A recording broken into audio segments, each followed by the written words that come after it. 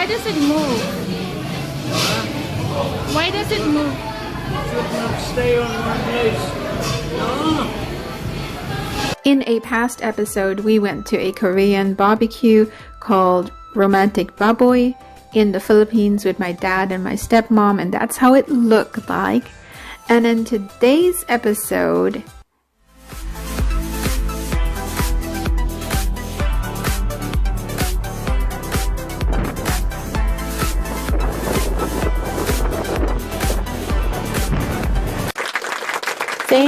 Thank you. I wanted to take a chance to read the Bible verse, Matthew 4:4, where it says, "Man shall not live by bread alone, but every word that proceeded out of the word of God." And it'll make sense once you watch this show. Last week, my dad and my stepmom enjoyed Korean food at the Romantic Baboy, and this episode, we are actually going to cook pancit. Pancit is a Filipino staple food that we cook for parties, family gatherings, just what have you. And it's made up of noodles, and it's made up of different types of noodles. There's the thin noodles, and earlier you saw the thick noodles, and it comes with like a calamansi, which is a lime. So basically you just cook these noodles. They're different than the regular pastas that we see. In our family, actually, my older sister, she was the one who usually cooks in the family. It was my mom and my older sister. And this episode is about the story about pancit and my older sister. So pancit is a very popular dish in Asia, especially in the Philippines. So Asian cultures have noodles and dishes just like that. You might probably know the ramen noodles. Yes, they have a lot of ramen in the Philippines. But this is pancit. And pancit is similar to ramen, but it tastes much better and much different. Again, there are different types of noodles. There's the thin glass noodles that you see here in this picture. And then there's the thick noodles that you can see them eating. The recipe that I'm going to make is a mixture of the thick noodles and then a mixture of the thin noodles. And I'm going to cook it for my coworkers because I just wanted to, as we call it in Philippines, Despedida, which is the going away party. So when I was younger, one of my older sisters got pregnant, and you know, it takes 9 months before they give birth. And pregnant women have cravings. So she was in charge of cooking, and she was cooking her cravings. And her cravings was, you guessed it, pancit. So it was every, I think, lunch and dinner, pancit. After those 9 months, I really wasn't enthusiastic to eat pancit or cook pancit anymore. But here I am with a pancit recipe. And all just to please you. I was able to buy the noodles. This one is the bihon, which is the thin ones, and that's the canton noodles, which is the thicker noodles. So all these noodles, I was able to get them from an Asian store that's near where I work. So thankfully we have that. These noodles look like the ramen noodles. They're kind of hard at first.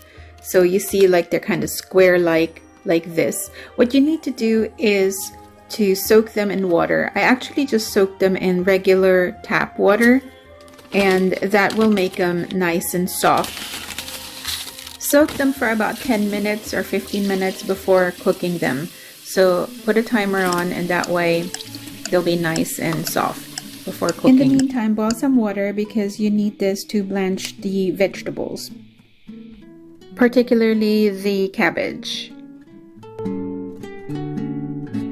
One ingredient is the onion, so make sure that you slice the onion in small little slices. Also slice your cabbage into bite sizes, and then we are going to wash the cabbage in order to get rid of a lot of the germs. Blanch your cabbage. Blanching means pouring hot water over the vegetable. The process of blanching removes pesticides, residues, and decreases microbial load, so basically it makes your vegetables more healthier. You want to splash it with cold water next.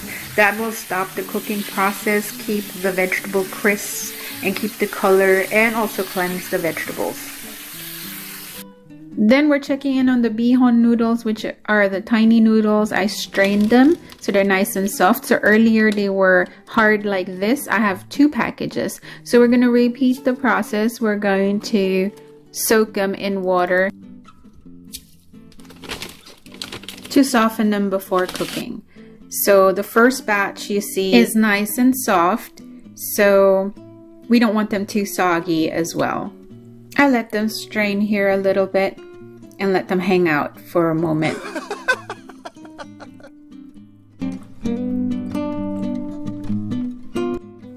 Then you add your meat. The recipe actually calls for pork, but I like chicken. So I've been cutting up these chicken thighs. You can use chicken breast, and then you fry them. So I made sure that I fried the chicken in some, I think it's coconut oil that I used. And so just fry them real good until they're brown. And that way you want to cook them to a certain type of temperature. Then salt and pepper them, or something also called ginisa. I say ginisa. You can get that in the Asian store. Just put like a pinch or half a teaspoon in it. That's the one. It makes it really Filipino flavory. There's a lot of ingredients in there. You can also use this Creole flavoring from Aldi.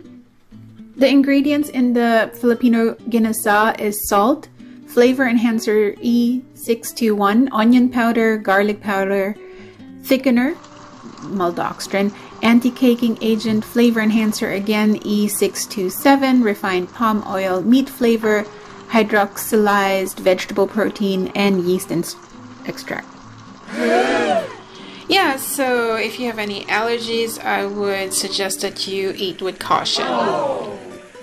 Now we're going to add the vegetables. We got the celery, the carrots, the onions, and all the other good stuff.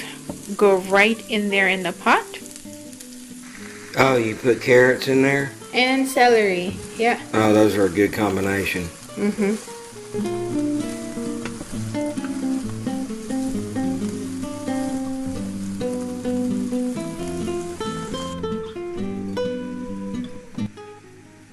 What's that, cabbage? Yep, cabbage. Oh, wow, that looks good. Here you gotta like saute it in the pot. I love cabbage. I put some green beans in there. Oh, wow, it's got a little bit of everything. A little bit much.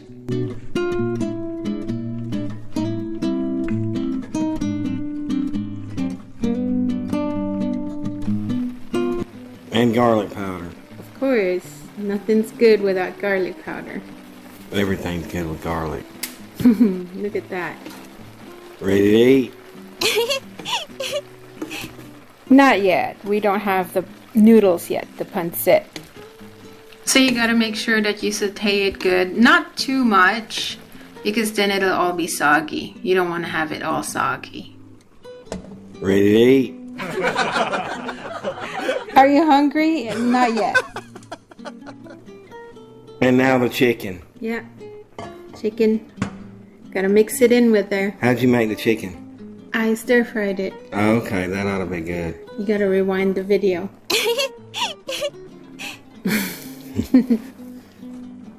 Ready to eat?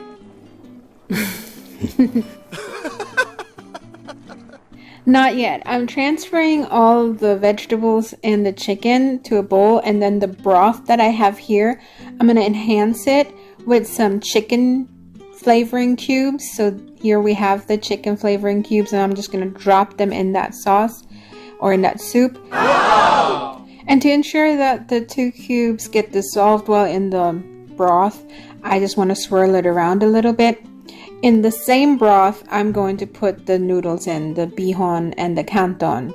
So that's the canton, which is thicker. You don't have to soak these in water. You can just put them right in that pot with the broth. In case you noticed that I'm talking real slow, I noticed it too, so I'm not delusional. So I have 2 packages of the thick noodles because the owner of the Asian store told me to use 2. packages. And so that's why I'm using 2 packages. Wow. Because the owner of the Asian store told me. Whoa. There you go. So I'm like slow motioning it. Taking it out of the packet in slow motion. And now it's in the pot. And I'm just waiting for it to like soften and become noodly like. Ready to eat? What? No, not yet, silly. Just took like a few minutes for the noodles to soften and all. Ready to eat? No. Here I'm trying to put in some soy sauce. So let's put in some soy sauce for some real authentic Asian flavor. Here you see the bihon, just throwing in the tiny noodles, the thin noodles. Ready to eat? I'm not even gonna reply to that.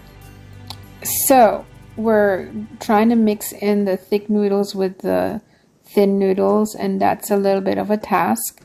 But in the end, we got there. So you just slowly put in the thin noodles with the thick noodles. Whoa. So they're kind of like soft. They're easy to wiggle. You just gotta have patience. And since it's taking so long, I'm gonna put in some very interesting and suspenseful music. Ready to eat?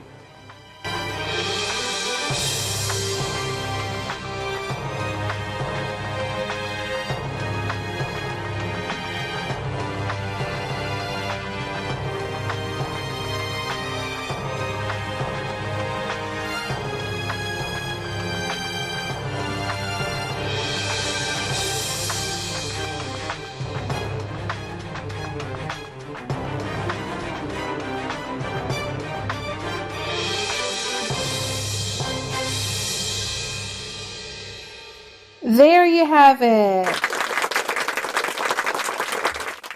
I was able to make 2 trays for my coworkers and a little bit for Chris.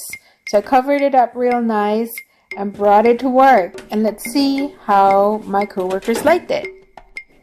Ready to eat? Finally, let's see what they say. So you butchered it. You put tahini on it. That's good. How can you put tahini on it? It's good.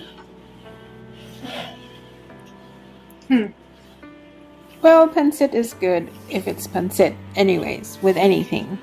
I forgot you was making this. How could you forget? I don't know, Tina. One coworker forgot I was cooking for lunch. Ready to eat? Take your face. I love it.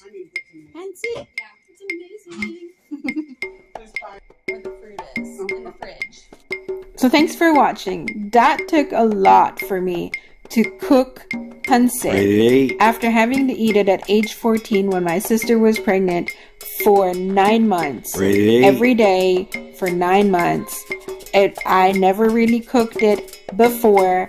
I ate it when people made it, but I would not cook it. So thank you for joining me. I am glad that the recipe turned out good. I guess you can't really make a mistake with pancit. And guess what? From now on, I'll bring this to parties. What about that? Thank you again for watching the Chris&Teena Johnson Project. And don't forget to subscribe, like, comment, hit the bell, and just love us! Love us! Ready to eat? Ready to eat? Ready to eat?